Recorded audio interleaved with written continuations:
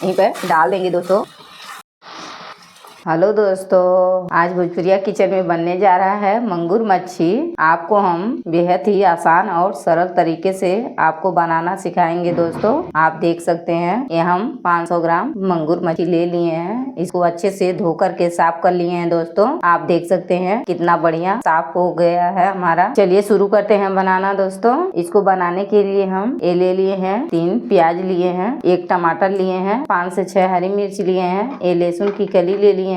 इसको हम छील करके रख लिए हैं। दोस्तों इस मछली को बनाने के लिए हम 2 चम्मच सरसों ले लिए हैं, 1 चम्मच जीरा लिए हैं, 8 से 10 काली मिर्च लिए हैं, 4 से 5 लौंग लिए हैं, 2 हरी इलायची लिए हैं। इसको हम देसी मसाला के स्टाइल में पीसेंगे दोस्तों। आप देख सकते हैं इससे स्वाद बहुत बढ़िया आता है दोस्तों। ये देखिए दोस्तों, हम प्याज को काट लिए हैं। अब इसको मिक्सी जार में डाल करके इसका पेस्ट बना लेंगे दोस्तों। ये टमाटर को भी हम काट करके इसी में पीस लेंगे, देख सकते हैं आप। देखिए दोस्तों, इसी तरह से हम डाल करके इसमें बारीक पेस्ट बना लेंगे। ये प्याज भी इसी में हम ऐड कर देंगे दोस्तों।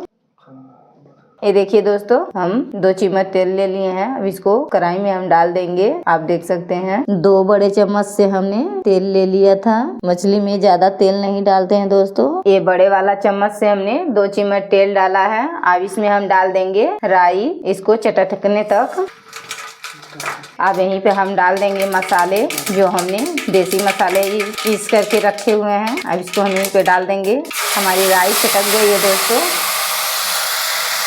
अब इसको हम चलाते हुए भुनेंगे दोस्तों अच्छी तरह से, ताकि हमारा जो कच्चापन है अच्छे से पक जाए दोस्तों। आप देख सकते हैं इस तरह से हम लगातार चलाते हुए भून लेंगे। ये देखिए दोस्तों, ये हमारा मसाला जो है पक चुका है। अब यहीं पे हम डाल देंगे पेस्ट जो बनाए हैं। ये देखिए दोस्तों, ये जो प्याज टमाटर का पेस्ट बनाए थे, अब यहीं पे हम डाल करके इसको भी हम भून लेंगे। इसको लगातार चलाते हुए भून लेंगे, ताकि इसका पानी जो है अच्छे से जल जाए दोस्तों और हमारा सॉफ्ट और बढ़िया से पक जाए। आप देख सकते हैं इस तरह से हम लगातार चलाते हुए इसे भूनेंगे। देखिए इसका कलर कितना बढ़िया आया हुआ है दोस्तों। आप देख सकते हैं इस तरह से आप बनाएंगे, बहुत ही टेस्टी बनता है दोस्तों। यहीं पे डाल देंगे दोस्तों थोड़ा पिसा हुआ मसाला। ये हमारा गरम मसाला है, इसको भी हम इसी में ऐड कर देते हैं। अब इसको भी चलाते हुए हम पका लेंगे दोस्तों। ये देखिए हमारा मसाला किस तरह से पक रहा है। आप देख सकते हैं कितनी बढ़िया खुशबू आ रही है दोस्तों अभी से। ये देखिए कितना बढ़िया मसाला हमारा पक रहा है। देखिए दोस्तों, ये हमारा मसाला लगातार चलाने से कितना बढ़िया परफेक्ट तैयार हो गया है। अब यहीं पे हम डाल देंगे मछलियों को। अब यहीं पे हम जो हमारी मछली है उसको हम यहीं पे डाल देंगे दोस्तों। ये देखिए इस तरह से हम सारी मछलियों को डाल देंगे दोस्तों,